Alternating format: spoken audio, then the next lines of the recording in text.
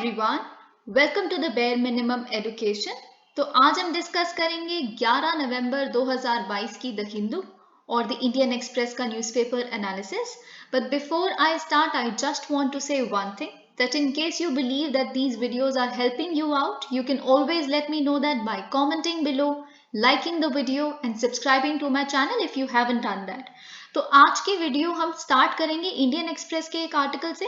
देखिए, ये जो आर्टिकल है कि सुप्रीम कोर्ट में गवर्नमेंट ने अपनी क्या स्टेटमेंट दी है। Already importing GM crop oil fears unfounded, government tells supreme court. तो जब हमने जीएम मस्टर्ड कैसे बना, बार बार स्टार बारनेस और क्या देखिए, जितने फियर्स या जितने साइंटिफिक फियर्स अभी तक फार्मर्स के मन में हैं या जो लोग डर रहे हैं वो बिल्कुल अनफाउंडेड क्यों है, ये हमने तब भी डिस्कस किया था। तब मैंने आपको बताया था कि कनाडा से देखिए, हम अपने जितने भी एडिबल ऑयल्स कंज्यूम करते हैं बहुत हद तक वो सारे इंपोर्टेड हैं। तो बाहर तो सब जीएम क्रॉप्स ही हैं। अगर आप कनाडा की बात करें, अगर हम वहां से मस्टर्ड ऑयल ले रहे हैं या बाकी जितने भी एडिबल ऑयल्स हम इंपोर्ट कर रहे हैं वो सारे जीएम क्रॉप से ही तो हम कंज्यूम कर रहे हैं। तो हम इतने साल से जब यही ऑयल्स कंज्यूम कर रहे हैं तो हमारे भारत में ही अगर यही तरह के जीएम क्रॉप्स उगेंगे और उसी से तेल निकाला जाएगा तो वो कैसे हमारे हेल्थ के लिए हार्मफुल हो जाएगा। तो ये चीज हमने तब भी डिस्कस की थी। तो अब सुप्रीम कोर्ट में गवर्नमेंट ने भी अपनी जस्टिफिकेशन इसी तरह से दी है। लेकिन इससे पहले कि हम इस आर्टिकल की कर्सरी रीडिंग दें, देखिए, मैंने आपको ये बात तभी बोली थी और अभी भी कह रही हूँ कि ये जो क्वेश्चन है जीएम पे, जीएम क्रॉप्स पे, देखिए, या तो एक बहुत कॉम्प्रिहेंसिव क्वेश्चन आ सकता है कि कैसे जीएम क्रॉप्स एग्रीकल्चर को रेवोल्यूशनाइज कर सकती हैं या फिर जीएम ऑर्गेनिजम्स भी, या फिर क्वेश्चन बहुत स्पेसिफिक भी हो सकता है क्योंकि ऑयल सीड्स में हम बहुत ज्यादा डेफिसिट में हैं, प्रोडक्शन इतनी ज्यादा नहीं है, बहुत हद तक इंपोर्ट्स पे निर्भर है और हमारा जो फिस्कल डेफिसिट है या फिर आप कह सकते हैं कि ट्रेड डेफिसिट बहुत हद तक है। हमारा इंपोर्ट बिल कम करने में अगर क्वेश्चन आता है कि कैसे जीएम क्रॉप जो है इस तरह से हमारे इंपोर्ट बिल को कम कर सकती है। तो सबसे पहले तो आप ऑयल सीड्स का क्या सिनेरियो है, क्या स्थिति है, क्या स्टेटस है हमारे इंडिया में, हमारी प्रोडक्शन बहुत कम है, क्यों कम है, एरिया ऑफ कल्टीवेशन कितना है, आप थोड़ा थोड़ा ऐसे लिखेंगे। साथ में you can of course draw a map India का कि कहाँ कहाँ पे ऑयल सीड्स ग्रो किए जा रहे हैं, इस तरह की क्रॉप्स ग्रो की जा रही हैं।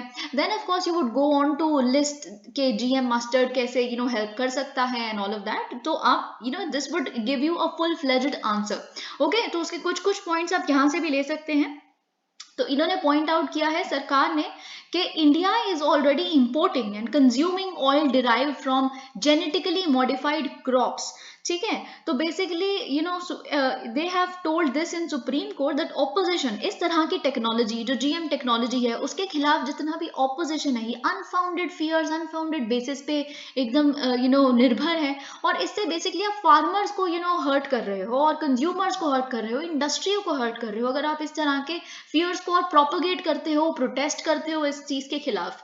ओके, अब देखिए जो एफिडेविट फाइल किया है in response to a plea, of course supreme court में प्ली जारी की गई जिसके वजह से स्टे पे लगाना पड़ा एग्जीक्यूशन को, क्योंकि इन्वायरमेंटल रिलीज का तो जीईएसी ने ऑर्डर निकाल दिया था।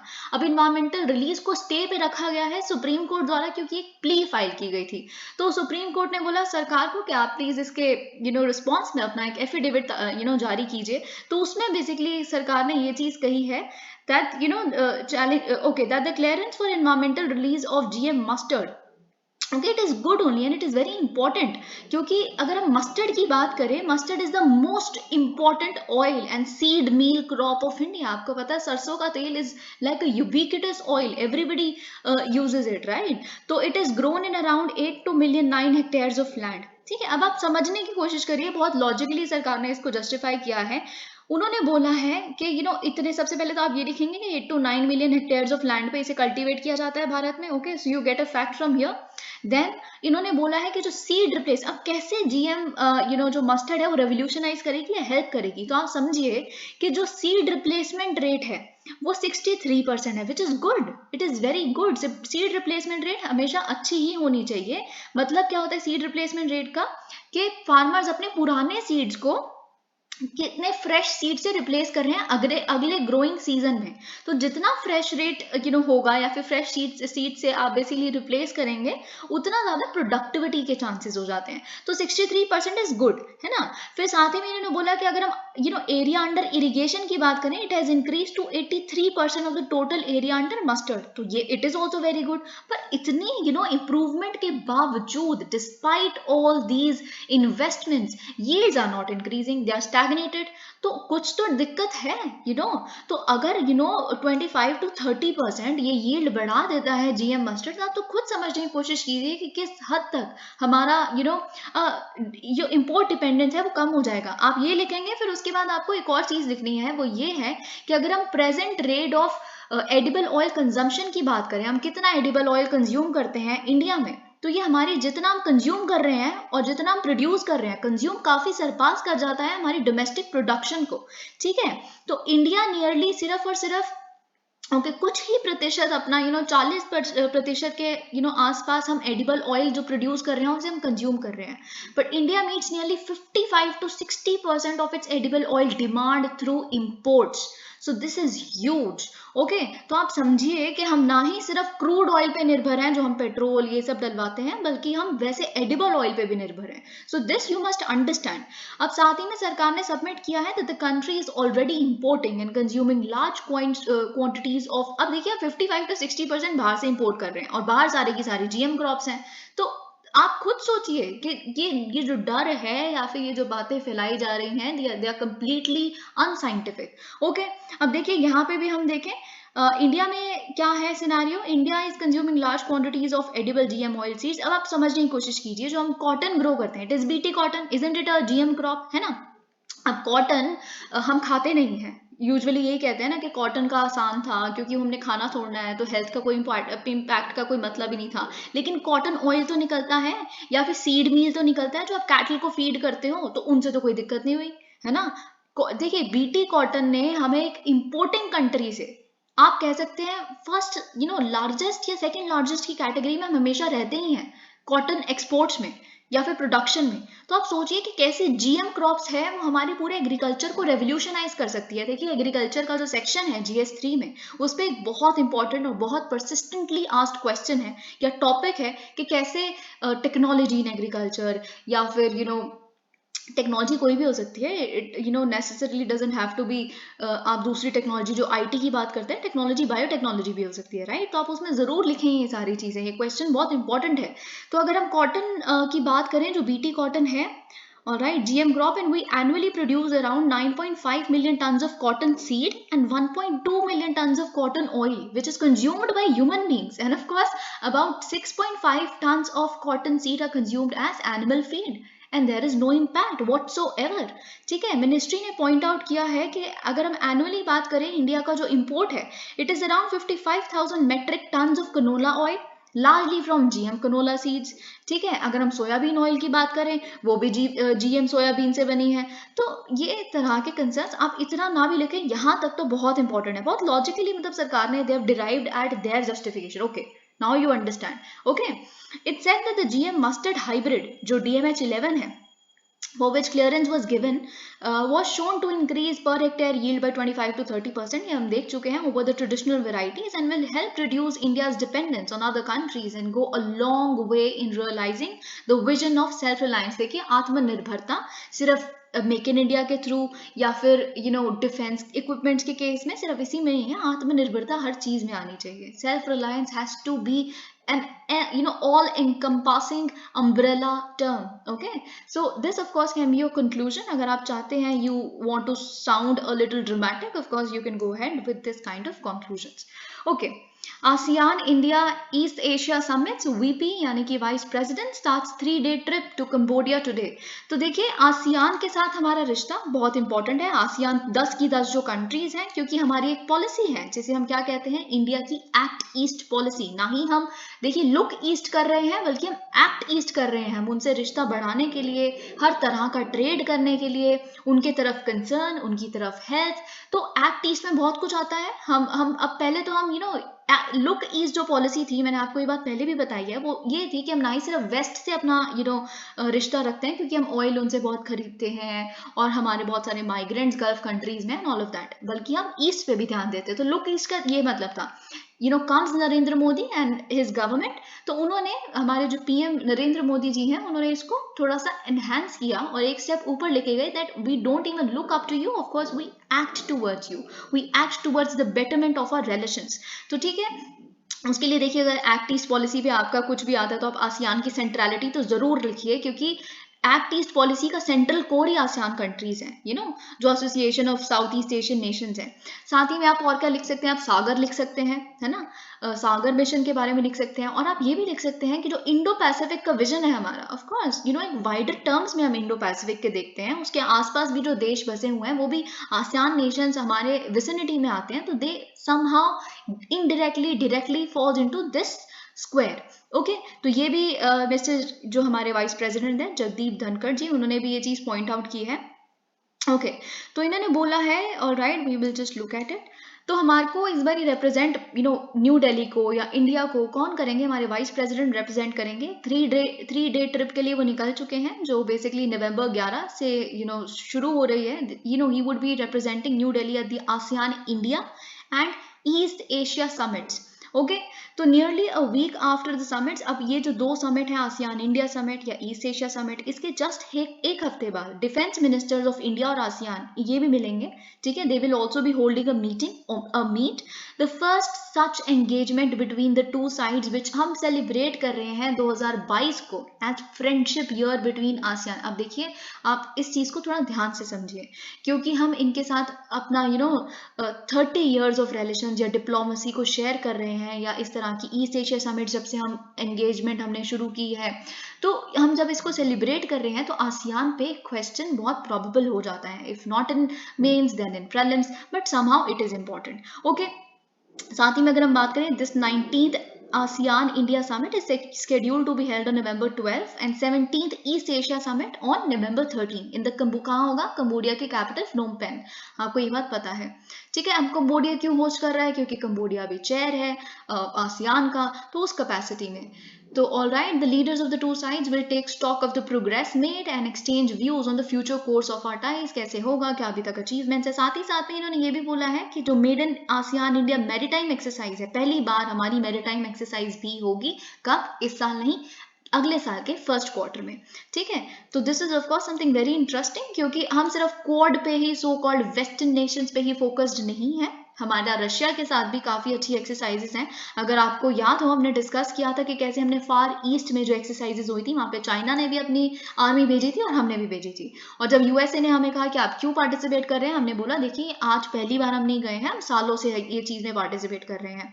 हम वेस्ट के साथ तो मालाबार एक्सरसाइज करते ही हैं, जिसमें ऑस्ट्रेलिया भी इंक्लूड हो गया है। अब साथ ही साथ में हम आसियान पे भी ध्यान दे रहे हैं। तो this is exactly how you act east. ठीक है, Maharashtra will discuss return of Shivaji Sword with UK Prime Minister.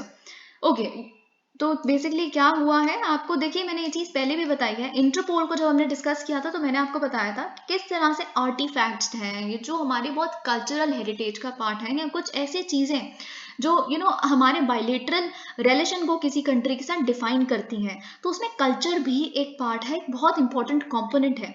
जैसे कोहिनूर इज अ टॉपिक जो बार बार इतने सालों से रिइटरेट किया जा रहा है, everybody is always eyeing this कि कब आएगा।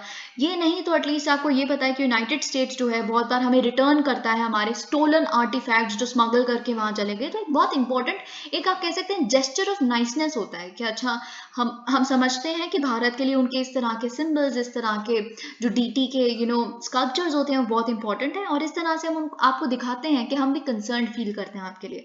तो वैसे ही देखिए क्या है, महाराष्ट्र के जो कल्चरल अफेयर्स मिनिस्टर हैं, उन्होंने कहा है कि हमारी जो सरकार है, basically we will hold discussions with British prime minister Rishi Sunak और हम चाहते हैं जो जगदम्बा स्वॉर्ड है छत्रपति शिवाजी महाराज की, जो लंदन में है, बेसिकली हम 2024 तक उसे वापस लेके आएंगे। अब बेसिकली उन्होंने बोला है क्योंकि हमारा 350 इयर्स जो जब मराठा किंग जो थे छत्रपति शिवाजी महाराज, उनको जब कोरोनेट किया गया, बेसिक जब उनका कोरोनेशन हुआ था, जब आप कह सकते हैं राज्याभिषेक हुआ था, उसके बाद 350 इयर्स को सेलिब्रेट किया जा रहा है। ओके, तो British took away the sword from here due to their greed, क्योंकि उस पे डायमंड्स लगे हुए थे, पर इनका ये कहना है हमारे लिए तो वो प्राइसलेस है, हम प्राइस तो उसका हम बता ही नहीं सकते। तो अगर कुछ हम थोड़ा हिस्टोरिकल पर्सपेक्टिव से देखें तो देखिए लोकमान्य तिलक ने भी बेसिकली पहली बार इसकी डिमांड रखी थी कि उसको वापस लेके आया जाए। ठीक है, द डिमांड वाज रेज्ड। अब देखिए फिर जब चीफ मिनिस्टर यशवंतराव चव्हाण आए थे तो उन्होंने गलती से, मतलब उनके दौरान ये बोला गया कि हमें भवानी स्वॉर्ड वापस लेके आनी है, लेकिन जगदम्बा भवानी, आपको पता है कुछ नाम ऐसे हैं जो हम जो फीमेल डीटीज हैं हमारी, उनके लिए यूज करते हैं, लेकिन भवानी स्वॉर्ड तो ऑलरेडी हमारे पास है इंडिया में। तो अब इस चीज को जो ब्रिटिशर्स हैं वो एक्सक्यूज की तरह यूज करते हैं, वो तो ऑलरेडी इंडिया में है, मतलब यहाँ पे है ही नहीं, एंड ऑल ऑफ दैट। ठीक है, okay, let's do this first in their interest. अब देखिए आपको पता है कि हमने rupee settlement, international trade settlement in rupee, जिसकी जुलाई की गाइडलाइंस आरबीआई ने बेसिकली रिलीज की थी, तो वो हम डिस्कस कर चुके हैं कल भी। लेकिन आज मुझे आपको रुपी और रूबल सेटलमेंट कैसे होती है, जो हम जिसपे काफी हमने एक्ट करने की कोशिश की, वो भी हम डिस्कस करेंगे। लेकिन उससे पहले एडिटोरियल देख लेते हैं, इन देयर इंटरेस्ट। तो देखिए the much awaited visit by external affairs minister S Jaishankar to Moscow. अब देखिए एस जयशंकर की जो विजिट थी नवंबर 7-8 मॉस्को में, वो ऑफ कोर्स सिग्नल करती है कि डिस्पाइट द फैक्ट, देखिए ये बात इज एन ओपन सीक्रेट कि हम इस चीज को, जिस तरह का रवैया रशिया का वॉर में है, यूक्रेन में जिस तरह की कैजुअलिटीज हो रही हैं, हम इसके बिल्कुल खिलाफ हैं। हम बहुत चीजों पे डिसएग्री करते हैं मॉस्को से, but despite all those facts, जो हमारा रिश्ता है, हमारी फ्रेंडशिप है दोनों साइड्स की, it remains in good health. तो वो differences keep them aside and we are good friends even though. Okay, ये जो विजिट है ये रिइटरेट करती है कि इंडिया के लिए रशिया एक इम्पॉर्टेंट बायलेटरल पार्टनर है। दिल्ली ऑल्सो बिलीव्स कि रशिया का बहुत क्रूशल रोल हो सकता है ग्लोबल सिक्योरिटी में और स्टेबिलिटी में। देखिए साफ सी बात है, फर्टिलाइजर्स वो लोग बहुत ज्यादा एक्सपोर्ट करते हैं, फूड वो लोग बहुत ज्यादा एक्सपोर्ट करते हैं, ऑयल वो लोग एक्सपोर्ट करते हैं। तो जो छोटी छोटी डेवलपिंग कंट्रीज हैं, आपको कुछ नहीं होगा, आपके पास काफी रिसोर्सेज हैं, so called West, you can of course deal with each and every calamity that might bestow upon you, but the fact is the global south is in pain। तो Russia इसमें अगर कोई रोल निभा सकता है तो हम रशिया की उस रोल को रिकॉग्नाइज करते हैं। तो Delhi of course where is it written?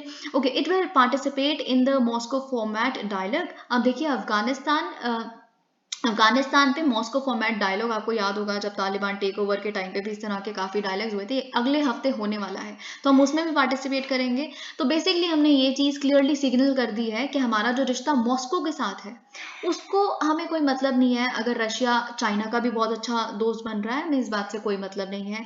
क्योंकि अगर रशिया को इस बात से मतलब नहीं है कि यूएसए हमारा बहुत अच्छा दोस्त बन रहा है, तो हमें भी चाइना और रशिया की फ्रेंडशिप को थोड़ा साइड पे रखना चाहिए।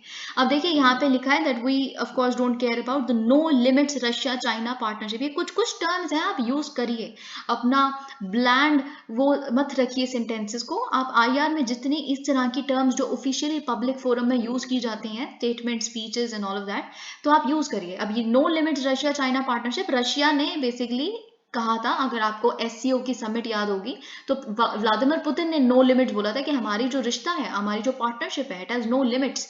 ठीक है, और राइट, अब देखिए यहाँ पे एक चीज है, if I am not wrong, यहाँ पे एक वर्ड लिखा है, एक टर्म लिखा है कि इंडिया और जो रशिया की दोस्ती है वो भी ऑल वेदर फ्रेंडशिप है। अभी ऑल वेदर फ्रेंड्स भी एक टर्म है जो हम चाइना और पाकिस्तान के लिए यूज करते हैं। चाइना और पाकिस्तान के लिए एक और टर्म यूज की जाती है, आयरन क्लैड फ्रेंडशिप। ये एक ही दूसरे के लिए इन्होंने कही हुई है, हम खुद से नहीं बना रहे इस चीजों को, तो आप याद रखिए। तो इस आर्टिकल ने बेसिकली बताया है कि अगर ऑल वेदर फ्रेंडशिप तो हमारी भी है, नो मैटर जिस भी तरह का जियो पोलिटिकल टसल चल रहा है, किसी भी तरह का। ये चीज रशियन प्रेसिडेंट व्लादिमीर पुतिन ने भी बहुत रिसेंटली अपनी जो हिस्टोरिकल सोसाइटी थी, रशियन हिस्टोरिकल सोसाइटी की एक मीटिंग पे बोला था, एक स्पीच देते हुए बोला था कि हमको आज तक कोई भी दिक्कत नहीं हुई इंडिया से, और इंडिया को हमसे कोई दिक्कत नहीं हुई। तो हमारा सच में आप कह सकते हैं सस्टेनेबल दोस्ती है, no matter what the geopolitical scenario is, our friendship remains and it will remain in the future also. That is exactly what we hope. ठीक है, the two sides demonstrated a certain comfort level. Of course जिस तरह से उन्होंने frank exchange किया अपना war के बारे में बातें, जयशंकर ने of course बोला कि मिस्टर मोदी ने जो कहा वो बिल्कुल सही था कि this era is definitely not of war. और साथ ही में अगर हम सर्गेई लेवरोव की बात करें जो बेसिकली उनके काउंटर पार्ट है रशिया के, उन्होंने उनको बताया मिस्टर जयशंकर को कि अच्छा देखिए क्या मतलब है, हम क्यों कर रहे हैं स्पेशल मिलिट्री ऑपरेशन जो कहते हैं यूक्रेन वॉर को. Okay, the external affairs ministers remarked that the war is causing pain. अब देखिए एस जयशंकर ने बोला कि वॉर बहुत ज़्यादा पेन क्रिएट कर रहा है ग्लोबल साउथ के लिए. Of course rightly so, global south का जो नैरेटिव है ये बिल्कुल सही है, क्योंकि G20 की प्रेसिडेंटशिप जब हम लेंगे हमें ग्लोबल साउथ के जितने भी कंसर्न्स हैं उनको टेबल पे रखना है. तो हमने ग्लोबल साउथ की पोजीशन पिछले 4 महीने से हर जगह रिएटरेट करनी शुरू कर दी है. And that both Ukraine and Russia must, अब देखिए हमने कहा है कि आप दोनों को, यूक्रेन और रशिया दोनों को मिलकर डायलॉग और डिप्लोमेसी के माध्यम से प्लीज आप थोड़ा पीस सिक्योरिटी बना सकते हैं. Countries big and small are suffering from the energy shock that the world that the war has delivered. देखिए ना ही सिर्फ छोटी कंट्रीज, बात यह है यूरोप पूरे शॉक में है. यूरोप में आप देखिए सरकारें बदल रही हैं इस चीज़ पे, जो सरकार नहीं डिलीवर कर पा रही कॉस्ट ऑफ लिविंग क्राइसिस को ठीक करने में, वो सरकार गिर रही है because there is a public outrage against that particular government. और आप देख सकते हैं कि विंटर्स आ रही हैं, यू वुड फ्रीज अदरवाइज अगर आप गैस इंपोर्ट नहीं करते हैं रशिया से. तो everybody is feeling the pain. Okay. Delhi's forceful message that it speaks not just for itself is timely, of course. कि हम सिर्फ अपनी बात अपने बारे में नहीं बोलते, ये बिल्कुल सही टाइम पे आया है क्योंकि हम G20 की प्रेसिडेंसी ले रहे हैं. And dealing with the economic impact of the war is likely to form a significant part of the grouping's agenda. जयशंकर's other message that India will support. अब देखिए साथ ही में मिस्टर जयशंकर ने ये भी बोला कि इंडिया हर वो कंट्रीब्यूशन करने के लिए तैयार है जो ग्लोबल इकोनॉमी को डी रिस्क करने में, जो अभी रिस्क में है, क्योंकि आप देख सकते हैं ऑयल, इन्फ्लेशन, रिसेशन फियर्स है ना.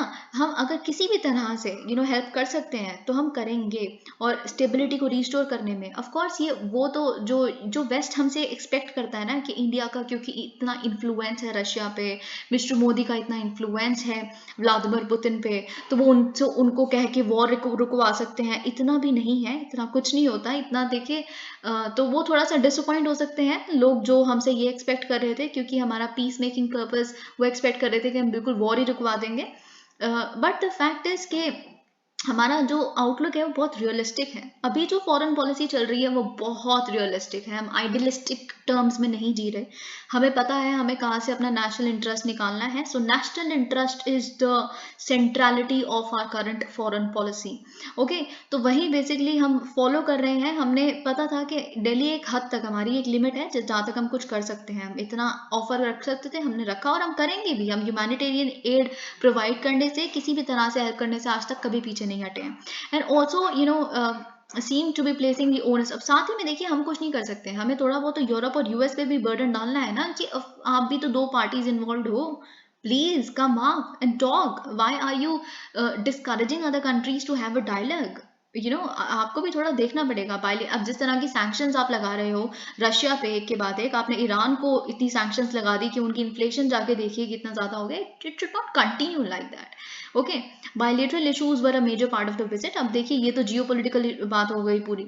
साथ में बायलेटरल इश्यूज को भी डिस्कस किया गया. जैसे लेवरोव ने बताया कि रशिया इंडिया ट्रेड जो है वो 170% बढ़ा है पिछले साल में. अगर वो पहुंच गया है $17 बिलियन. लेकिन सबसे बुरी बात इस चीज की ये है, ये इसमें ट्रेड डेफिसिट इतना ज्यादा है कि हम तेल ही तेल इंपोर्ट कर रहे हैं, जिसकी वजह से ट्रेड बढ़ा है. तो ट्रेड आउटगोइंग ट्रेड नहीं हो रहा, इंपोर्ट्स हो रहे हैं ज्यादा. Aside from the trade imbalance that it has created, Delhi has not yet been able to convince Moscow to. अब देखिए साथ ही में हमने रुपी सेटलमेंट है उनको लेने के लिए हम कन्विंस नहीं कर पा रहे हैं. देखिए आप खुद सोचिए कि अगर हम सिर्फ जैसे मैंने आपको कल बताया था रुपी सेटलमेंट. ओके ठीक है, अभी हम इसके साथ एक आर्टिकल देखेंगे द हिंदू का, हम साथ में उसी को कंपेयर करेंगे कि रुपी सेटलमेंट और रूबल सेटलमेंट में क्या डिफरेंस है. ठीक है, Lavrov's remarks that both sides had detailed discussions about. अब साथ में लेवरोव ने ये भी बोला कि हम दोनों ने मिलिट्री टेक्निकल कॉपरेशन और साथ में जॉइंट प्रोडक्शन वेपनरी की, ये तरीके की बातें भी की, ताकि हम मेक इन इंडिया को एकदम सशक्त बना सके. वहाँ पे हम टेक्नोलॉजी ट्रांसफर करें which no western country would offer and all of that. तो अब देखिए बहुत लोग तो ये एक्सपेक्ट करते हैं और एक्सपेक्ट कर भी रहे हैं। इंडिया में भी बहुत सारे ऐसे इंटेलेक्चुअल्स हैं ये जो होप करते हैं कि अब हमें ये चीज़ पता चल गई है कि रशिया पे ओवर डिपेंडेंस भी सही नहीं है, स्पेशली मिलिट्री टर्म्स में, क्योंकि हम अपना सबसे ज़्यादा इंपोर्ट्स ही मिलिट्री का रशिया से करते हैं। लेकिन जो लेवरोव ने बोला कि हम जॉइंट प्रोडक्शन की बात कर रहे हैं, तो वो लोग जो समझ रहे थे कि हम बिल्कुल इजराइल या यूएस से ही सब कुछ लेने लग पड़ेंगे, वो तो डिसअपॉइंट हो गए। All this may not be what India's western partners, of course this is exactly not what US and other western countries would want to hear, this is something quite the opposite. But as external, लेकिन जैसा external affairs minister ने बोला और रखा कि ये एक ऐसी पार्टनरशिप है, टू बी वेरी फ्रैंक, अगर आपको याद होगा उन्होंने बोला था let me be very Frank, क्योंकि ये एक ऐसा रिश्ता है जो इंडिया के एडवांटेज में हमेशा काम किया है, एक टाइम टेस्टेड रिलेशनशिप उन्होंने कहा था। तो अगर इंडिया के इंटरेस्ट में है, we would like to keep it going, why should we stop it. Alright, let me just check out अगर यहाँ पे एक और भी कोई आर्टिकल है। ओके, तो इससे पहले कि हम ये एडिटोरियल्स को दोनों जो बचे हैं उनको डिस्कस करें, मुझे आपको द हिंदू का एक आर्टिकल साथ में बताना है ताकि कनेक्टिविटी लूज ना हो। अदरवाइज बाकी आर्टिकल्स अगर हमने डिस्कस करने शुरू कर दिए तो वो बिल्कुल they are poles apart. Okay, payments still an issue, India and Russia working towards a solution. तो फाइनली देखिए यहाँ पे क्या लिखा है, with larger payments still an issue, just do this. Okay, with larger payments still an issue, of which defense deals account for a large part, India and Russia are trying to find a work around, and this was one of the issues. अच्छा, तो एक issue ये था mister Jaishankar की visit के time पे कि हमें बेसिकली पेमेंट सेटलमेंट का एक माध्यम निकालना है। देखिए बात क्या है, मैं आपको थोड़ा अपने टर्म्स में बता देती हूँ। आपको ये पता है कि स्विफ्ट को बंद कर दिया गया है, जो स्विफ्ट पेमेंट मैकेनिज्म होता है, we have discussed SWIFT a lot in detail. Okay, तो फाइनली हमने जब इन्वेजन हुआ तो हमने एक सेटलमेंट जारी किया जिसमें रूपी रूबल सेटलमेंट था उसका नाम, ठीक है। तो अभी आपको याद होगा, तो हमने कल क्या डिस्कस किया था, कल हमने डिस्कस किया था कि इंटरनेशनल ट्रेड सेटलमेंट इन रूपी। इसका मतलब क्या होता है कि I would just again briefly let you know कि रशिया ने फॉर एग्जांपल हमारे यहाँ के एक बैंक में एक वॉस्त्रो अकाउंट खोला। अगर जैसे हम रशिया से 1 टन तेल खरीद रहे हैं तो हमने उसकी पेमेंट रुपी में ही की, और वो उस अकाउंट में जो उन्होंने हमारे यहाँ के बैंक में खोला है उसमें हमने जमा करवा दिया। अब रशिया हमसे टेक्सटाइल्स खरीदता है, कपड़े खरीदता है, तो वो हमें पे करेगा उसमें, तो वो अब रुबेल्स में या फिर डॉलर्स में पे नहीं करेगा, वो हमारा वही रुपी जो हमने उनको एक्सपोर्ट के लिए, जो हमको उन्होंने तेल दिया उसके लिए पे किया हुआ है, जो भारत के एक बैंक में मनी डिपॉजिट किया हुआ है, उसमें से रुपी कट हो जाएगा जो हमको उन्होंने पे करना है। और ये बेसिकली ऐसे मैकेनिज्म चलेगा। हम बहुत सारी और कंट्रीज जो इंटरेस्टेड हैं, जैसे श्रीलंका, मालदीव्स और बाकी करीबियन जो नेशंस हैं, जैसे अर्जेंटीना वगैरह भी कुछ है नेशंस छोटे, वो भी काफी इंटरेस्ट दिखा रहे हैं कि इस तरह का रुपी सेटलमेंट हो, ठीक है। तो ये तो हो गया इंटरनेशनल ट्रेड सेटलमेंट इन रुपी। लेकिन रुपी और रुबेल जो ट्रेड था वो एक पेमेंट मैकेनिज्म था जो बेसिकली इंडियन एक्सपोर्टर्स को अलाउ करेगा कि अगर आप कुछ रशिया को एक्सपोर्ट कर रहे हैं तो रशिया आपको पे करेगा इंडियन रुपीज में, और अगर आप कुछ इंपोर्ट कर रहे हैं तो हम उनको पे करेंगे रुबेल्स में। अब आप कहेंगे हमारे पास रुबेल्स कैसे आए या फिर रशिया के पास रुपीस कैसे आए, तो आप समझ के देखिए इस अरेंजमेंट में बेसिकली क्या होगा। रशिया क्या करेगा, रशिया एक बैंक अकाउंट खोलेगा इंडियन बैंक में किसी, ठीक है, और इंडियन बैंक कोई भी एक बैंक अकाउंट खोलेगा रशिया में, ठीक है। तो आप बस म्यूचुअली बेसिकली वो अग्री करेंगे कि क्या एक्सचेंज रेट होगा एंड ऑल ऑफ दैट, ये सब कुछ अब बात की बातें हैं। तो जो उन्होंने अकाउंट यहाँ पे खोला है, तो हम अगर कुछ एक्सपोर्ट करेंगे तो वो बेसिकली हमें क्या कर देगा, रुपी में पेमेंट कर देंगे, क्योंकि उनका अकाउंट तो उन्होंने हमारे यहाँ पे खोला हुआ है। ओके, तो I hope you understand that, ठीक है। और ये बेसिकली ये मैकेनिज्म वर्क कैसे करेगा। So India basically as attempted the rouble payment mechanism with Russia on a very small scale पहले भी, जैसे टी के मामले में। लेकिन ईरान के मामले में भी आपको पता होगा, हमने रियाल, और हमने कल भी डिस्कस किया था कि कैसे उनके ऊपर सैंक्शंस लग गई, फिर उसके बाद हमें कंप्लीटली ड्राई चले गए ये जो बैंक अकाउंट्स थे, ठीक है। तो बहुत सारी और चीज़ें, लेकिन बात यहाँ पे भी एक चीज़ ये है, हमारा ट्रेड इम्बैलेंस, हमारा ट्रेड इम्बैलेंस इतना ज़्यादा है, इससे कोई फर्क नहीं पड़ेगा। हम मतलब अगर वो आप सपोज कीजिए रुपी अक्यूमुलेट होता रहेगा, अगर हम आप खुद सोच के देखिए कि सिर्फ हम इंपोर्ट कर रहे हैं, 17 में से अराउंड 16 बिलियन हमारा इंपोर्ट है, तो how would this help. Okay, so अब इन्होंने बोला है लेकिन एक नया मैकेनिज्म आएगा, we are working on it, और जैसे हमारे अगले 1 हफ्ते के अंदर अंदर हम देखेंगे कोई एक नया पेमेंट मैकेनिज्म भी उभरता हुआ। ओके, हम इंडियन एक्सप्रेस के बाकी जो आर्टिकल्स हैं, जो एडिटोरियल्स हैं, उनको डिस्कस कर लेते हैं। ओके, इट्स अ पे बैक टाइम, ऑलराइट। ओके, तो बेसिकली आपको ये बात पता है कि किसके बारे में है। This is about environment. तो इन्होंने कुछ कुछ फैक्ट्स जो बोले हैं वो काफ़ी इंपॉर्टेंट है यूएस, चाइना और इंडिया के पर्सपेक्टिव से। अब क्योंकि आपको पता है चाइना और इंडिया पे हमने कल डिस्कस किया था कैसे एंटीगुआ और बारबुडा ने हम पे एलिगेशंस लगाए कि इंडिया और चाइना तो एस्केप थोड़ी ना कर सकते हो आप भी तो इतनी बड़ी इकोनॉमीज बन गए हो, इतना एमिशन कर रहे हो, तो of course you should pay us to. तो अब देखते हैं क्या इंपॉर्टेंट है यहाँ पे। यूएस देखिए एक बहुत प्री एमिनेंट ग्लोबल पावर है, ये बात सबको पता है, और उसकी रिस्पॉन्सिबिलिटी बहुत क्रिटिकल है क्योंकि उसका जो पर कैपिटा कार्बन एमिशन है वो डिक्लाइन तो हुआ है थोड़ा सा, पर ऑफकोर्स स्टिल हाईएस्ट है पूरे वर्ल्ड में।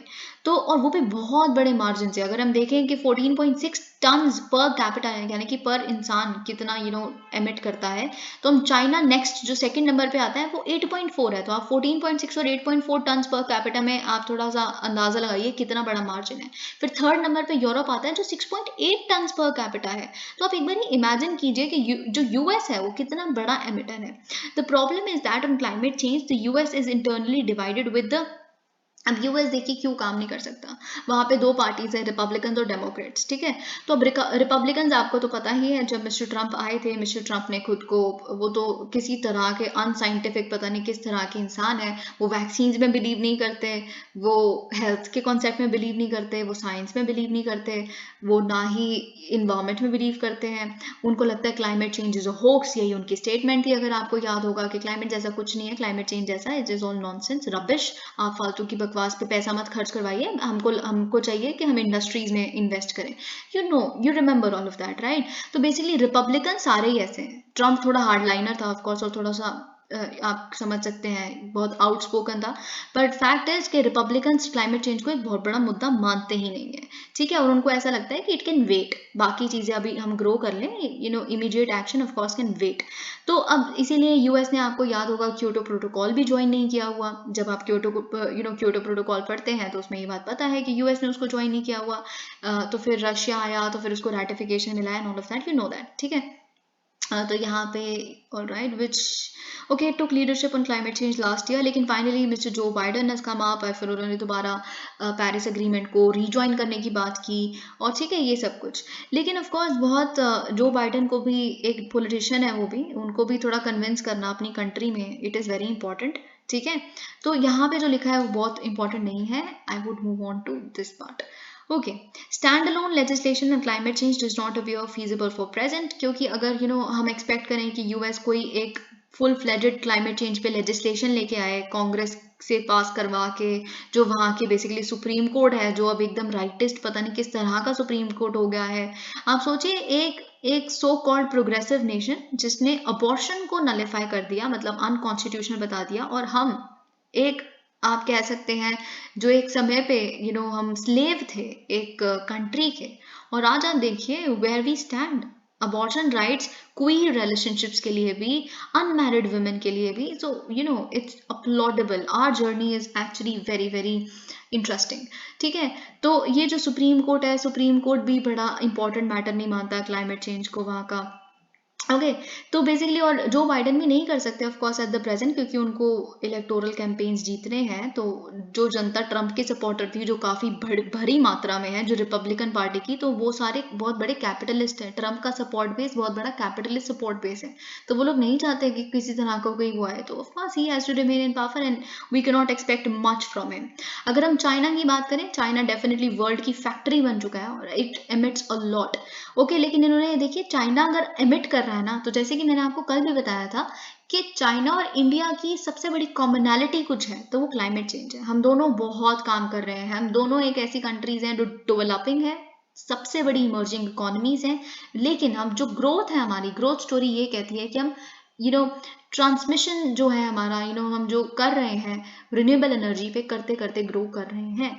और China of course it has declared to 2060 as the year के वो अपना नेट जीरो कब अचीव करेंगे, हमने 2070 रखा हुआ है।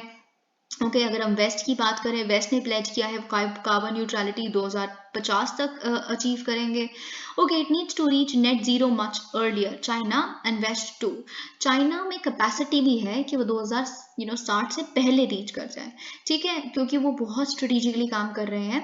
And develop technologies and competitive manufacturing capacities across the entire range of renewable energy sectors.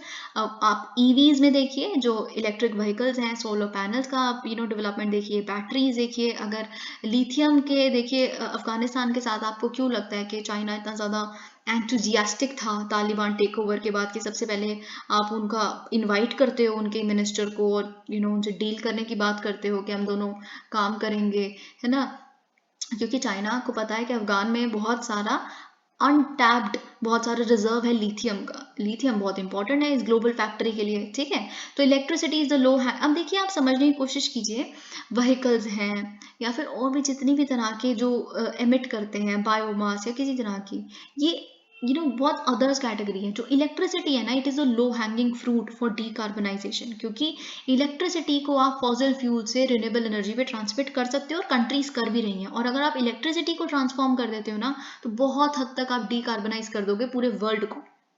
Okay, solar और विंड, विंड जो है, they are the cheaper sources of electricity. अगर हम जर्मनी की बात करें, जर्मनी की जो इलेक्ट्रिसिटी है वो ऑलमोस्ट 40% रिन्यूएबल से बेसिकली आप कह सकते हैं एक्सट्रैक्ट कर रहे हैं।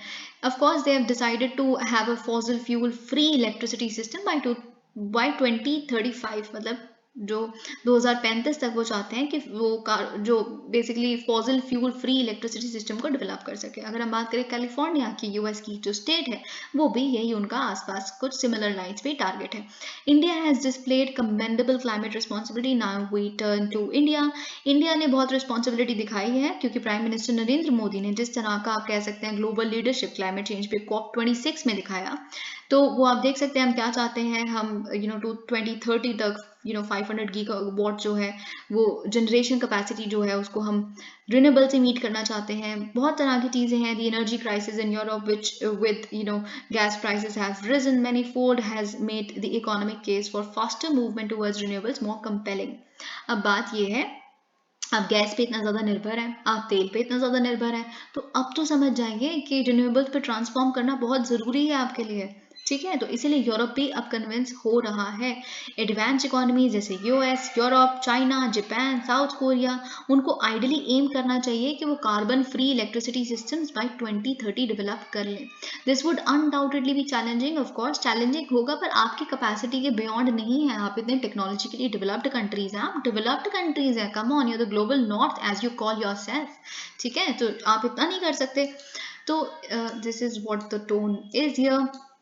It would also be a strong antidote to the impending recessions in different parts of the world by creating demand. अब देखिए, एक और चीज़ मैं आपको यहाँ बताना चाहूँगी। हम बहुत बार पढ़ते हैं अनएम्प्लॉयमेंट है इंडिया में, हम बहुत बार पढ़ते हैं कि हेल्थ और एजुकेशन सेक्टर यहाँ अच्छा नहीं है। आप इंफ्रास्ट्रक्चर देख लीजिए, स्कूल्स देखिए, आप प्राइमरी हेल्थ केयर क्लिनिक्स देखिए एंड ऑल ऑफ दैट। तो कई लोग समझते हैं नहीं, यहाँ थोड़े ना जॉब्स क्रिएट हो सकते हैं, ये तो सोशल सेक्टर्स हैं, कितना जेस्टेशन पीरियड कितना बड़ा है एंड ऑल दैट। ऐसा कुछ नहीं है।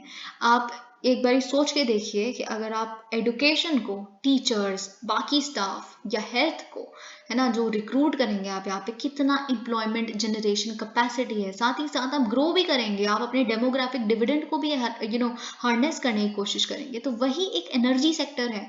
अगर देखिए एनर्जी सेक्टर में ग्रो करेंगे तो जॉब्स भी तो उसमें क्रिएट होंगी, डिमांड भी तो क्रिएट होगी उसकी। आप खुद सोच के देखिए, ठीक है। कोई भी सेक्टर ऐसी तो नहीं ग्रो कर जाएगा। अगर कोई ऐप आ रहा है, फॉर एग्जाम्पल मीशो और फॉर दैट मैटर मिंत्रा, तो आप देखिए किस तरह से गिग्स इकोनॉमी इमर्ज हुई है। लोग काम कहीं और करते हैं, लेकिन शाम के समय में जब भी उनको फीजिबल हो, अपने ऑफिस जाने से पहले कुछ 2 घंटे, कॉन्ट्रैक्ट बेस्ड होता है ना ये, तो जब भी आपको मन करे टाइम आप डिसाइड कर सकते हैं। तो एक एडिशनल इनकम बन गई है लोगों के लिए ये। So that is exactly what I want two point out here. Energy अगर ट्रांसफॉर्मेशन होगी तो नई जॉब्स आएंगी।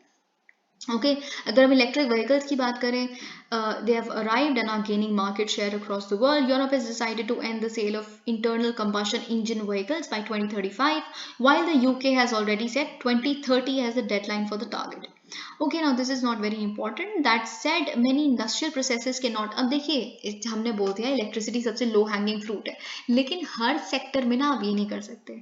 आप एयर ट्रांसपोर्ट की बात करें, आप शिपिंग की बात करें, ठीक है, ये हार्ड टू अबेट सेक्टर्स हैं, तो ये टर्म आप यूज कर सकते हैं। देखिए आपको याद होगा जब हमने बायोफ्यूल पे कैसे सब ट्रांसमिट कर रहे हैं, हमने इसमें एक आर्मी का और एक जेट जो फ्यूल है उसकी बात की थी। तो कैसे हमारी आर्मी के जो चीफ है उन्होंने कहा था, देखिए जो रिमोट लोकेशंस हैं, जो बिल्कुल आप बैटल फील्ड पे, अब देखिए आप चाइना के साथ लड़ रहे हैं, वहां जाके आप नहीं कहेंगे बायोफ्यूल यहाँ पे डाल दो उनके टैंक, ऐसा नहीं हो सकता।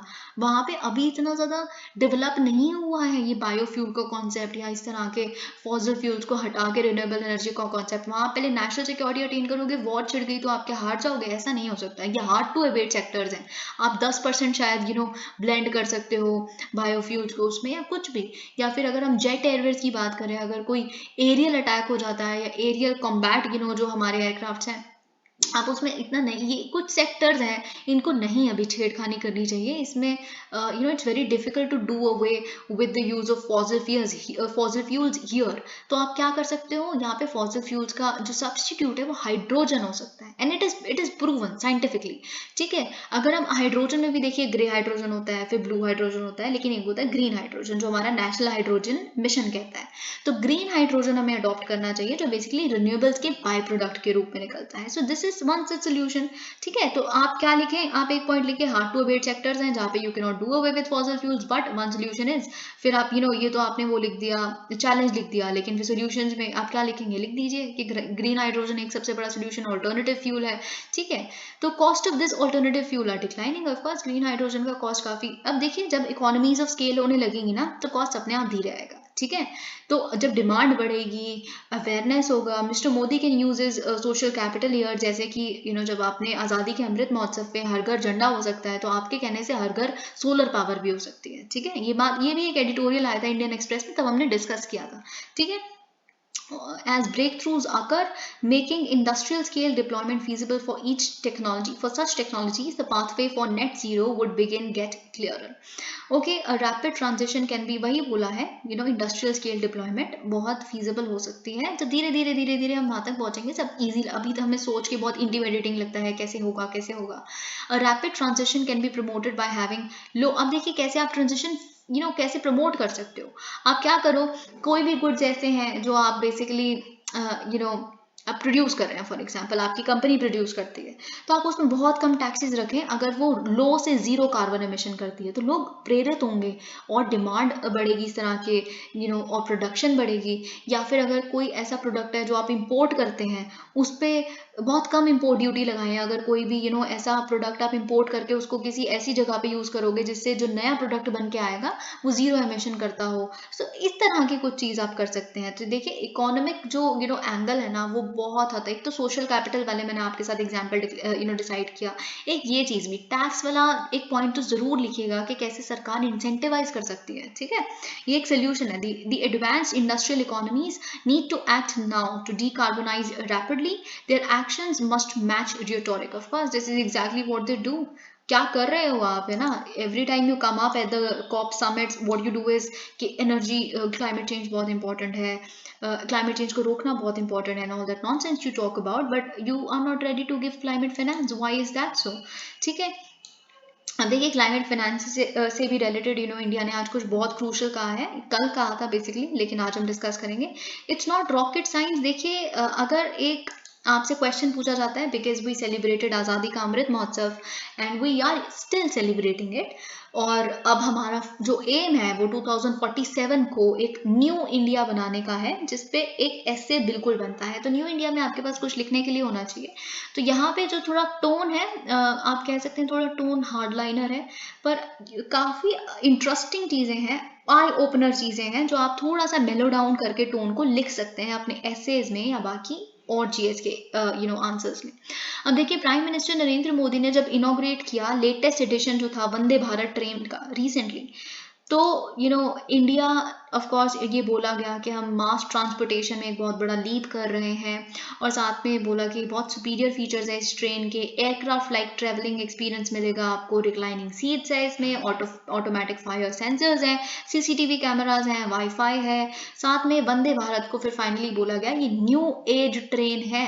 पर ये कितना एम्बैरेसिंग था हमारे रेलवे ऑफिशियल्स के लिए कि ये जो न्यू एज ट्रेन है ये हेड ऑन कहाँ पे, एक ओल्ड एज कंट्री में इन्होंने एक they bashed into it, collided into it almost 2 occasions पे, एक ही हफ्ते में अपनी इनॉग्रेशन के। तो अगर हम लिटरल टर्म्स की बात करें, ट्रेन क्रैश कहाँ हुआ, into a herd of cows. आपने देखा होगा न्यूज़पेपर्स में, बेसिकली ग्राम पंचायत और सरपंच को बोला गया कि काउज को आप ऐसे नहीं छोड़ सकते, या हर्ड को पूरे, ठीक है, अगर आप नहीं कंट्रोल कर सकते तो आपके अगेंस्ट एक्शंस लिए जाएंगे एंड ऑल ऑफ दैट, ठीक है। जिसने डैमेज कर दिया aircraft like nose of the driver coach car को, ठीक है, जो ट्रेन की जो एयरक्राफ्ट लाइक नोज है जैसे उसको आउटलुक दिया हुआ है, और फिर उसको वापस वर्कशॉप में जाना पड़ा ठीक होने के लिए। While we can breathe a sigh of relief that there were no human casualties, and that's good, but it seems that at least one cow died and there is limited information about the well-being of the others. हमें नहीं पता, एक गाय की death हुई, बाकियों के बारे में हमें नहीं पता। लेकिन इन्होंने बोला है कि जो मुझे सबसे ज़्यादा सरप्राइजिंग लगा वो ये नहीं था कि कैसे काउस जो है वो हमारे पैसेज को मॉडर्निटी में रोक सकती हैं, मॉडर्निटी की तरफ जाने वाली चीज़ को हमारा वो रास्ता काट सकती हैं। ये मेरे को ये चीज़ तो मैटर करती नहीं, इन्होंने ये बोला। But the fact is that the railways उन्होंने प्रिपेयर ही नहीं किया था इस तरह की इवेंचुअलिटी के लिए। हर इंसान को पता है, हर इंडियन को पता है कि हर्ड ऑफ गोट्स काउस कभी भी आपके आगे आ सकती हैं। अगर आप विलेजेस में रहते हैं, माउंटेन्स में रहते हैं, तो गोट्स काउस तो वैसे भी आ सकती हैं। तो आपको इतना नहीं पता, आपने आपकी इतनी बड़ी अचीवमेंट ने इस चीज़ के लिए प्रिपेयर ही नहीं किया। तो ये चीज़, ठीक है। On reflection, perhaps it is not all surprising that the railways built a new age train but forgot to construct fencing. आपने इतनी बड़ी ट्रेन बना दी न्यू एज ट्रेन, लेकिन आपने फेंसिंग नहीं लगाई ट्रैक्स के आसपास, क्योंकि आपको ये पता ही नहीं था कि बोवाइन कोलिजन्स भी हो सकते हैं, ठीक है। ना ही आपने लोकल गवर्नमेंट्स को बताया कि आप अकाउंटेबल होंगे अगर आप काउस को ऐसे छोड़ देंगे, क्योंकि लॉ ये कहता है, ठीक है। लेकिन आपने ये भी नहीं एनफोर्स किया। After all, readers will be well aware of the countless other occasions when the aspirations of our political elite classes to propel India to her glorious destiny have been rudely interrupted by the real India. एक है वो India जो हम fantasy में जीते हैं या सोचते हैं, देखिए वो सब कुछ होगा। मैं उस ब्लॉक को बिल्कुल बिलोंग नहीं करती, जो बिल्कुल होप ही छोड़ दे, मैं ऐसे बिल्कुल नहीं, क्योंकि I am like very hopeful India will of course reach where it has to. But the fact is हम तभी पहुंचेंगे जब हम अपनी खामियों को भी एक्सेप्ट करें। अगर किसी चीज़ से, देखिए आप जब आप खुद के ऊपर प्रिपेयर कर रहे होते हैं या खुद पे काम करते हैं तो सबसे पहले आप खुद में खामियां देखते हैं। तो वैसे ही हमारा देश है, हमारा घर है, of course if you wanted to be the best you have to do the best for it. Okay, तो यही चीज़ for those who may not be as aware, इन्होंने बोला कुछ लिस्ट दी है, ये कुछ लिस्ट आप अपने एस्से में एज इट इज लिख सकते हैं, मैं ब्रीफली इनको मेंशन करूंगी। ओके, इन्होंने बोला है मैं एक ऐसा देश है जहाँ पे साइमल्टेनियसली हम बोस्ट करते हैं कि हमारी मेडिकल फैसिलिटीज़ इतनी अच्छी हैं कि हमारा मेडिकल टूरिज्म देखिए कि बाहर से लोग इतने आते हैं यहाँ पे अपना ट्रीटमेंट करवाने के लिए। लेकिन साथ ही में हमको ये नहीं पता कि हमारा जो प्राइमरी केयर क्लिनिक्स है, प्राइमरी हेल्थ है, वहाँ पे इनफ डॉक्टर्स ही नहीं है। हमारी डॉक्टर टू पॉपुलेशन रेशो उठा के देखिए आप, हर इकोनॉमिक सर्वे में कितनी डिसमल है, ठीक है। साथ ही में हमारे जो हेल्थ इंडिकेटर्स हैं, it is one of the worst in this entire world, and some health indicators of course we are performing very poorly. और हम एक ऐसी कंट्री है, फैक्ट नंबर 2 और एन एग्जाम्पल नंबर 2, जहाँ पे बेसिकली हम काफ़ी प्राउड हैं कि हमने इतनी सारी वैक्सीन्स बनाई, हमने इतनी बड़ी पॉपुलेशन को केटर किया, एक्सपोर्ट भी कर दी, लेकिन हमारा इतना बड़ा पॉपुलेशन चिल्ड्रन का अनवैक्सीनेटेड है, ठीक है। फिर example number 3, we are a country which can boast of having so much food. हमारा कितना सारा फूड है, कितना प्रोड्यूस करते हैं हम। देखिए एक वो देश जो एक टाइम पे गरीब हुआ करता था, जो फूड इंपोर्ट करा करता था, ग्रीन रेवोल्यूशन के बाद किस तरह से हमने फूड इतना ज़्यादा हमारी ग्रेनरीज में पड़ा है, ठीक है। लेकिन हम ये भूल जाते हैं कि कितने सारे बच्चे हमारे हंग्री हैं, दे आर स्टंटेड, उनकी हाइट ही नहीं बढ़ रही, उनका न्यूट्रिशन पूरा नहीं हो रहा। फिर और एग्जाम्पल अगर हम देखें, हम एक ऐसी कंट्री हैं जो बहुत बोस्ट करते हैं कि जो हमारे इंजीनियरिंग इंस्टीट्यूशन है, IITs है ना, वो काफ़ी ज़्यादा प्रेस्टिजियस हैं, जो ऑब्वियसली वहाँ पे पढ़े हुए हर बच्चे को एक गारंटीड वीज़ा दिलवाते हैं US का, वहाँ के टेक्नोलॉजी कॉर्पोरेशंस में जॉब्स का, एंड ऑल ऑफ दैट। लेकिन हम ये भूल जाते हैं कि हमारे यहाँ पे स्पेशली पैंडेमिक के बाद यहाँ पे बच्चे जो अगर एक 8वीं कक्षा का बच्चा तीसरी कक्षा की किताब पढ़ सकता है, it is of course not a good thing. तो ऐसे कुछ कुछ देखिए यहाँ पे एग्जाम्पल्स हैं, आप खुद से लिख सकते हैं। दिस वॉज मोर और less a very very enthusing article and hence I wanted to discuss it. Alright, let's move on to the Hindu. और यहाँ पे कुछ आर्टिकल्स तो बिल्कुल ब्रीफ हैं, तो मैं उन्हें ब्रीफली ही डिस्कस करूंगी। तो फाइनली देखिए, यूएस के जर्नल हैं, उनके द्वारा मार्क मिले। उन्होंने कहा है यूएस के जर्नल ने कि कितनी पहली बार ऐसे एकदम कॉन्क्रीट हमारे पास कैलकुलेशन आई है कि अराउंड 2 लाख लोगों की जान जा चुकी है, जिसमें से 1 लाख तो अराउंड रशियन मिलिट्री पर्सनल थे। यूक्रेन की वॉर की बात कर रहे हैं हम, और साथ ही में अराउंड 1 लाख ही सिविलियंस या फिर मिलिट्री ऑफिशियल्स होंगे कहा के यूक्रेन के। तो आप देख सकते हैं this war must end when the dialogue and diplomacy happen. तो इन्होंने बोला है साथ ही में कि देखिए हम एक्सपेक्ट कर रहे हैं कि शायद टॉक्स बिगिन होगी for ending the war and that military victory. इन्होंने बोला देखिए मिलिट्री विक्ट्री पॉसिबल है ही नहीं, ना ही रशिया के लिए ना यूक्रेन के लिए, ठीक है। तो there has to be some mutual recognition कि मिलिट्री विक्ट्री जो है अपने ट्रू सेंस में तो अचीवेबल ही नहीं है, तो कोई और मीन्स की तरफ बढ़िए, ठीक है। तो अब देखिए क्योंकि इन्होंने साउंड करना शुरू कर दिया है ना, तो शायद यूएस भी अब पीछे हटना शुरू हो जाए, इन द सेंस कि यूएस यूक्रेन को परसुएड करना शुरू हो जाए कि war must and. And of course, there's a need to come to diplomacy now. Ukrainian forces advance after Russia announces retreat from Kherson city. अब देखिए आपको पता है कि खरसोन में ऑलरेडी जारी कर दी गई थी ये अनाउंसमेंट रशिया द्वारा, व्लादिमीर पुतिन द्वारा, कि जितने सिविलियंस हैं जो बॉर्डर्स के आसपास हैं वो टुवर्ड्स द इनर रीजन्स आ जाएं खरसोन के। साथ ही में ट्रूप्स विड्रॉल की भी बात कर दी थी, जो ट्रूप्स हैं वहाँ पे तो वो भी विड्रॉ करना शुरू कर दे रशिया के। अब यूक्रेन क्यों ऐसा हुआ था, क्योंकि यूक्रेनियन ट्रूप्स एडवांस कर रही थी, तो finally they have advance towards this southern city. और आप देख सकते हैं, लेकिन साथ में यूक्रेन ने बोला है कि हम समझ रहे हैं रशिया विड्रॉ तो कर रहा है, रिट्रीट तो कर रहा है, नॉट विड्रॉ एक्चुअली रिट्रीट आप कह सकते हैं, पीछे जा रहे हैं थोड़े, वो रिट्रीट तो कर रहे हैं पर जाते जाते they could turn this city into a city of death, इतनी ज़्यादा कैजुअलिटीज कर सकते हैं ये सब वगैरह। 7 किलोमीटर वो ऑलरेडी पिछले 24 घंटों में अंदर जा चुके हैं Ukrainian troops. Alright, Biden Xi to meet for talks in Bali on November 14, says White House. Now finally it is official कि जोसेफ बाइडन यूएस प्रेसिडेंट और शी जिनपिंग जो चाइनीज प्रेसिडेंट हैं वो फेस टू फेस मिलेंगे, पहली बार जब से जो बाइडन प्रेसिडेंट बने हैं, ठीक है। तो it is of course going to be very crucial, let's see what comes out of this meeting. तो कहाँ मिलेंगे, ये मिलेंगे G20 समिट की साइडलाइंस पे, जो कब हो रही है, नवंबर 14 को, ठीक है। तो ये होगा, इन्होंने बोला है कि हम डिस्कस करेंगे कि कैसे हम डीपन कर सकते हैं, मेंटेन कर सकते हैं हमारे लाइंस ऑफ कम्युनिकेशन को। हम देखिए जब कम्युनिकेशन खत्म हो गई ना, दो कंट्रीज दो लोगों के बीच में, फिर रिश्ते खराब होने शुरू हो जाते हैं, वैसे ही देशों का भी हाल है, ठीक है। तो साथ ही में इन्होंने बोला है कि हमें रिस्पॉन्सिबली मैनेज करना है कंपटीशन को, हमें साथ मिलकर काम भी करना है उन जगहों पे जहाँ पे हमारे इंटरेस्ट अलाइन करते हैं, specially transnational challenges, terrorism and all of that, या फिर मनी लॉन्ड्रिंग, ठीक है। तो साथ में मिस्टर बाइडन ने बोला है कि मैंने ये मिस्टर शी को पहले भी क्लियर किया हुआ है, हम कंपटीशन चाहते हैं, कॉन्फ्लिक्ट नहीं चाहते। और ताइवान की जहाँ तक बात है, जो हम ऑफ कोर्स डिस्कस करेंगे, पर उस पर हमारा 1 इंच भी जो हमारा स्टैंड है वो चेंज नहीं हुआ, जबकि जोसेफ बाइडन बहुत बारी कुछ कंफ्यूजिंग सी स्टेटमेंट्स बोलते रहते हैं, उसके बाद भी कह रहे हैं हमारा कुछ चेंज नहीं हुआ है, हम अभी भी वन चाइना पॉलिसी सपोर्ट करते हैं, इसका मतलब यही है, ठीक है। मिस्टर बाइडन, वैसे तो आपकी जो स्पीकर है नैन्सी पेलोसी, वो जाके वहाँ पे अपनी सॉलिडारिटी दिखाती हैं, और उसके बाद इतनी सारे ताइवान स्ट्रेट एक्सरसाइजेज होनी शुरू हो जाती है चाइना की तरफ से, लेकिन आपकी पॉलिसी फॉर्मली वो है। तो mister Biden said that he would like to lay out what each of our red lines are. साथ ही में इन्होंने बोला है कि हम एक दूसरे को बताएंगे कि हम दोनों की रेड लाइंस क्या है, जो हमारे सेंसिटिव इश्यूज क्या है, इसको ना लांघा जाए।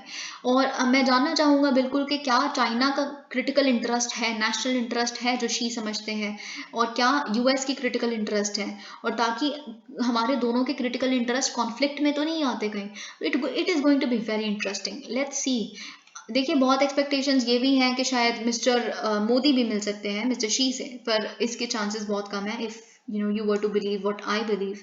Tehran wants Saudi Arabia that its patience has limits. अब देखिए ईरान ने क्या कहा है सऊदी अरेबिया का, नॉट मच हियर। ईरान ने सिंपल सी बात कही है, देखिए हम एक रीजन है जिसे गल्फ रीजन कहते हैं, वेस्ट एशियन रीजन कहते हैं, ठीक है। आप अपने देश में कुछ भी कर रहे हो, वो हम इतनी पास हैं, इतने नेबर्स हैं, हम इतने क्लोज कि आप कुछ भी कर रहे हो उसका इम्पैक्ट हमारी कंट्री में आ जाएगा, हमारे यहाँ पे कुछ भी हो रहा है वो आपकी कंट्री में स्पिल ओवर होकर आ जाएगा। तो हमें ना हमारे पेशेंस को टेस्ट मत करो, क्योंकि हमें पता है कि आप ये जो प्रोटेस्ट करवा रहे हो ना महसा अमीनी की डेथ के बाद, ये यूएस और आप ज़रूर स्पॉन्सर या इस तरह से काफ़ी आपने ट्रिगर किया है हमारे लोगों को। तो ये इन्होंने बोला है, नॉट मच इनटू इट, मतलब कोई फैक्ट इन्होंने बोला कि ऐसे क्यों स्टेटमेंट आई है। Iran says it has developed a hypersonic ballistic missile। तो finally Iranian revolutionary guard general ने ये बोला है कि हमने इस्लामिक रिपब्लिक ऑफ ईरान जो है उन्होंने डेवलप की है हाइपरसोनिक मिसाइल, जो बेसिकली हर तरह के डिफेंस सिस्टम को पेनिट्रेट कर सकती है। जो यूएन का न्यूक्लियर वॉच डॉग है, ऑफ कोर्स उनके लिए कंसर्निंग है ये बहुत ज़्यादा। वियना टॉक्स यानी कि न्यूक्लियर डील साइन होने का कोई नाम नहीं है। आसपास की इसराइल वगैरह कंट्रीज आए दिन इन पे साइबर अटैक्स करती रहती हैं ताकि ये गलती से न्यूक्लियर पावर ना डेवलप कर ले, ऑल ऑफ दैट। तो अब साथ ही में एक हाइपरसोनिक मिसाइल का बनना जो बेसिकली न्यूक्लियर वेपन्स को भी डिलीवर कर सकते हैं, and it can fly more than 5 times the speed of sound से भी 5 टाइम्स ज़्यादा। तो आप देख सकते हैं कि ये काफ़ी बड़ी अचीवमेंट है, पर ऑफ कोर्स बहुत कंसर्निंग भी है वेस्ट एशियन नेशंस के लिए। लेकिन ईरान बार बार रियटरेट करता है कि हमारा तो कोई इंटेंशन भी नहीं है, लेकिन आप समझना चाहते हैं और हमसे डरना चाहते हैं तो डरिए, हमारा कोई इंटेंशन ही नहीं है कोई न्यूक्लियर स्टेट बनने का। Okay, VCs have served 10 years. Okay, VCs must have served 10 years as professor, be picked from panel. Okay, तो फाइनली आपको पता है वाइस चांसलरशिप पे कितनी बातें चल रही हैं, कैसे सेंटर स्टेट रिलेशंस इस पे इम्पैक्ट हो रहे हैं, कैसे गवर्नर जो केरला के आरिफ मोहम्मद खान अगर हम बात करें, या तमिलनाडु के गवर्नर या तेलंगाना के गवर्नर, कितनी ज़्यादा पेंडिंग रह रहे हैं उनके पास बिल्स, वो असेंट नहीं दे रहे वाइस चांसलर्स को। केरला में तो ऑफकोर्स बहुत एक्सट्रीम हो चुका है ये टसल। तो वहाँ पे आप देख रहे हैं, तो इसीलिए अगर कुछ वाइस चांसलरशिप से रिलेटेड कुछ आता है तो it is important for us, ठीक है। तो वाइस चांसलर इन्होंने बोला है सुप्रीम कोर्ट ने एक जजमेंट में, ये जजमेंट बहुत लंबी है कि क्यों ऐसा हुआ, that's not even important for us, ठीक है। तो इन्होंने बोला है कि एक वाइस चांसलर ने कम से कम टीचिंग एक्सपीरियंस उनके पास होना चाहिए 10 साल का, एक प्रोफेसर के रूप में किसी भी यूनिवर्सिटी में, ठीक है, अगर आपको वाइस चांसलर बनना है तो। और उनका जो नाम है, साथ में दूसरी कंडीशन ये है, आपका जो नाम है वो रेकमेंड किया जाना चाहिए एक सर्च कम सिलेक्शन कमेटी द्वारा, ठीक है। तो वाइस चांसलर जब बेसिकली बनते हैं ना तो 3 नामों में से छांटे जाते हैं, वो 3 नाम बेसिकली अप्रूव किए होते हैं किन्होंने, ये सर्च कम सिलेक्शन कमेटी ने। If not 3, I think, I'm not sure. The appointment of a vice chancellor is to be made from the names recommended by the search cum selection committee. This is what Supreme Court has said. अगर हम बात करें जो justices ने refer किया है section 10 clause 3 of the university act 2019, जिन्होंने basically बोला है कि कमिटी होगी, हाँ 3 पर्सन, आई वॉज राइट, एक कमेटी होगी बेसिकली जो प्रिपेयर करेगी list of 3 person for the appointment as VC based on the qualification and eligibility, ठीक है। तो ये it was a little important for you क्योंकि वाइस चांसलर पे बहुत सारी बातें चल रही हैं। Visa wait time to drop after July 2023 says US ahead of Yellen visit। तो क्या होने वाला है, यूएस की जो ट्रेजर सेक्रेटरी है, she is Janet Yellen, she will meet finance minister Nirmala Sitharaman on Friday, क्योंकि वो basically 9th India US economic and financial partnership जो दिल्ली में होल्ड की जाएगी उसको ये लोग रिकॉग्नाइज करेंगे, जहाँ पे दोनों साइड्स एक जॉइंट स्टेटमेंट को भी साइन करेंगे और एक्सप्लोर करेंगे किस तरह का कॉपरेशन हो सकता है financial, regulatory and technical issues पे। और यूएस का सपोर्ट भी मिलेगा हमें क्योंकि हम प्रेसिडेंट बनने वाले हैं G20 के। ओके, साथ में ये जो बायलेटरल मीटिंग है इसको फॉलो किया जाएगा by a meeting with Indian and US companies. इसके बाद एक इस तरह का भी आप कह सकते हैं कॉन्फ्रेंस मीटिंग टाइप्स होगी कुछ India US business and investment opportunities के बारे में, जहाँ पे बातचीत होगी। यूएस को हमसे क्या दिक्कतें हैं, ऑफ कोर्स हमें पता है, वो कहते हैं कि हर चीज़ उनकी यहाँ पे सेकंड कॉपी बन जाती है, फर्स्ट कॉपी बन जाती है, जो यूके की भी सबसे बड़ी दिक्कत है हमारे खिलाफ, ठीक है। तो let's see what happens.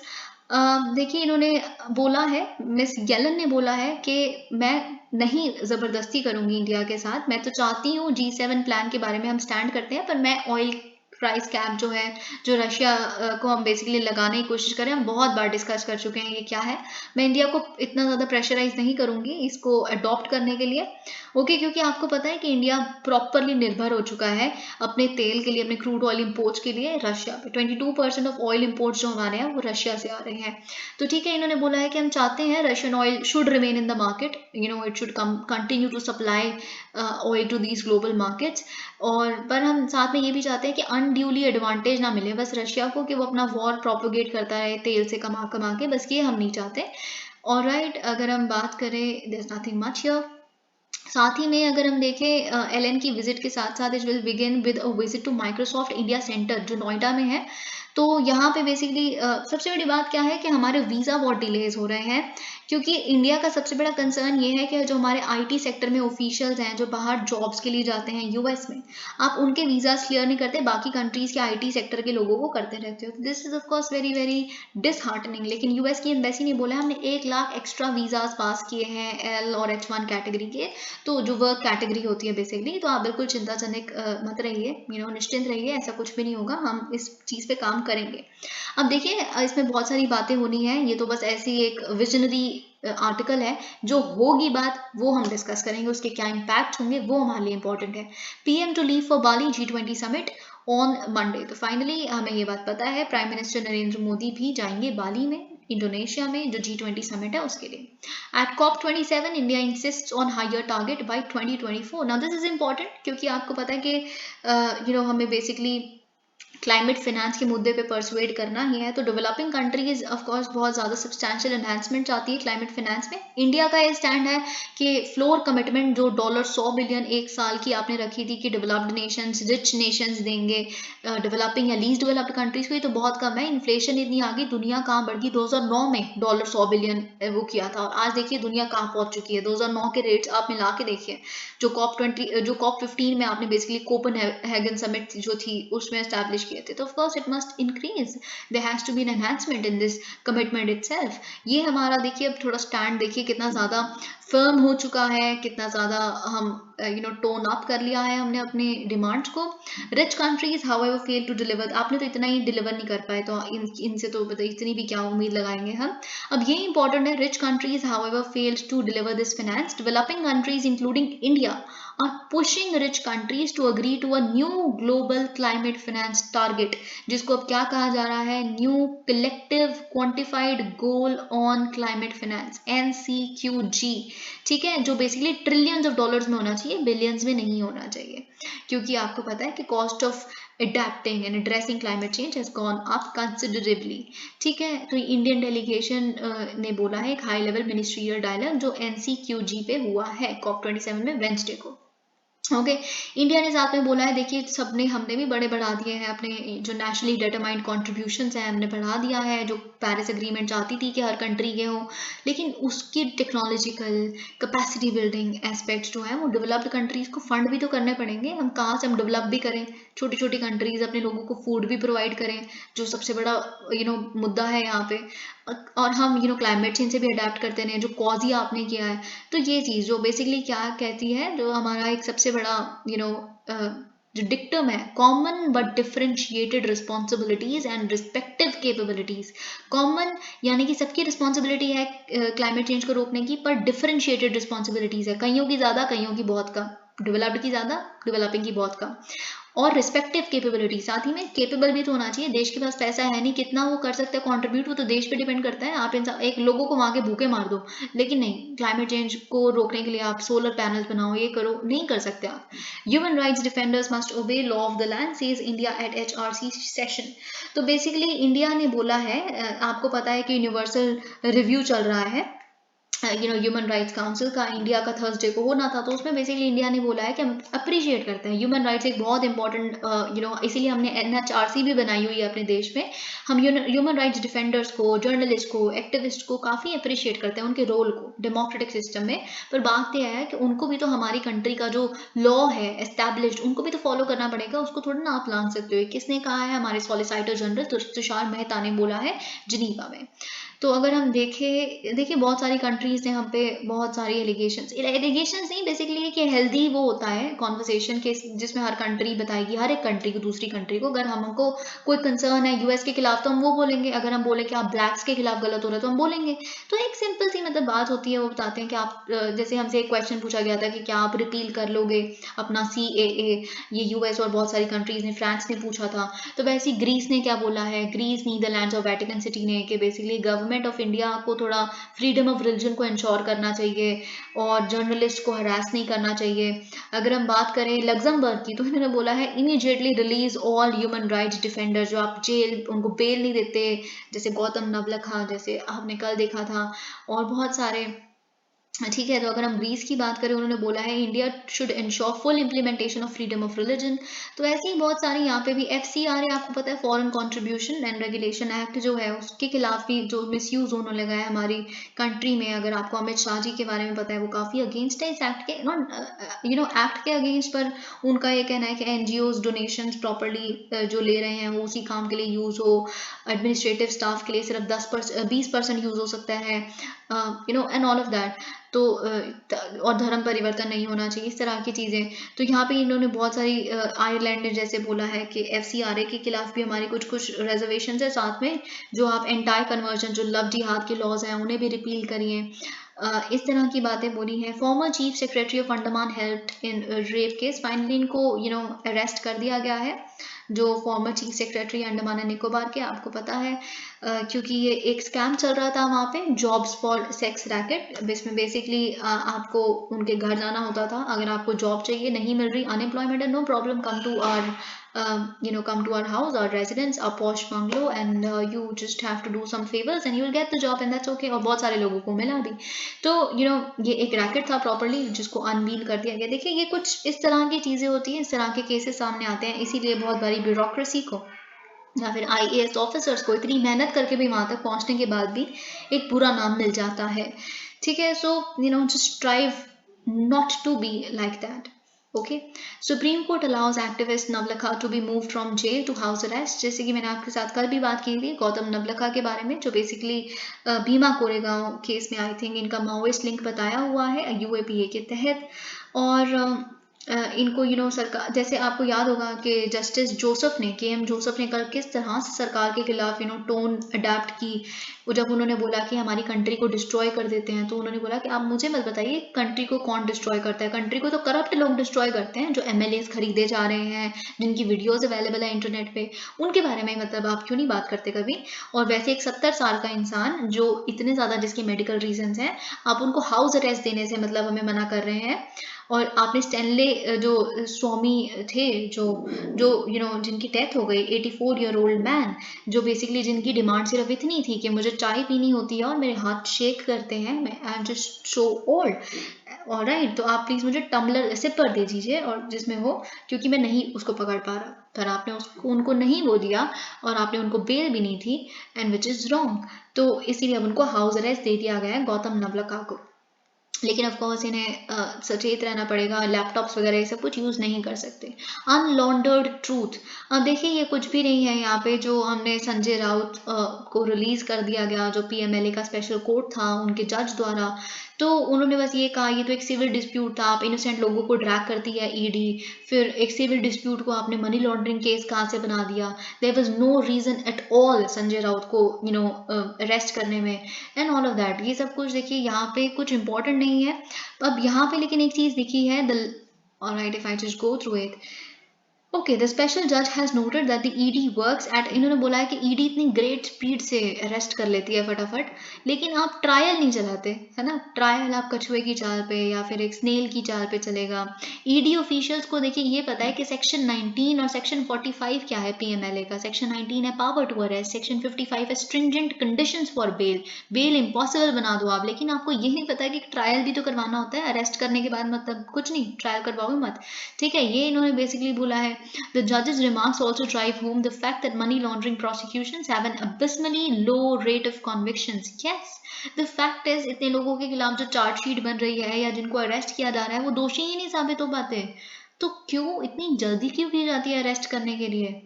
Okay, साथ ही में एक और फैक्टर, जो पॉलिटिकल ओपोनेंट्स के खिलाफ मनी लॉन्ड्रिंग के केसेस को खोलना ED द्वारा, जो हरासमेंट हो रही है, जो आपको याद होगा जो जवाई ट्रिनिटी हमने पढ़ी थी, CBI, IT और ED कि कैसे हरासमेंट टूल्स बन गए हैं ये सेंट्रल गवर्नमेंट के। क्वेश्चन बन सकता है, हरासमेंट टूल तो नहीं बोला जाएगा, थोड़ा सॉफ्टर टोन में, पर क्वेश्चन हो सकता है। आप पॉलिटिकल नहीं जा सकते, पर आप फैक्ट्स तो लिखोगे कुछ ना कुछ, ठीक है। तो थोड़ा अपने लोअर टोन में लिखिएगा। Instead of rushing to file appeals against adverse orders, central agencies ought to reflect on the manner in which they are being utilized for political ends। अब देखिए सरकार ने क्योंकि फटाफट से बॉम्बे हाई कोर्ट में बोला कि हम अपील फाइल करेंगे, तो इनका ये कहना है कि इंस्टेड ऑफ डूइंग दिस, आपको क्या करना चाहिए, आप जिस मैनर में इस तरह की चीज़ें करें उन पे ध्यान दो कि इतनी जल्दी क्या होती है आपको।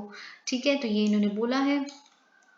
Okay, 8 Indian workers feared dead in Maldives inferno. तो फाइनली क्या हुआ है, एक फायर एक्सीडेंट हुआ है if I am not wrong Maldives में, जहाँ पे 8 इंडियन वर्कर्स, 10 में से 8 लोग थे जो भारतीय थे, तो उनकी डेथ हुई है। तो आप देख सकते हैं कि किस तरह से, बाकी बांग्लादेशी थे आई थिंक। तो उस ट्वीट में जो मालदीवियन फॉरेन मिनिस्टर है उन्होंने काफ़ी शोक व्यक्त किया है उनकी फैमिलीज को, और वैसे भी तो external affairs minister S Jaishankar ने भी बोला है that he is deeply grieved by the tragic loss of lives in a fire incident in Male today.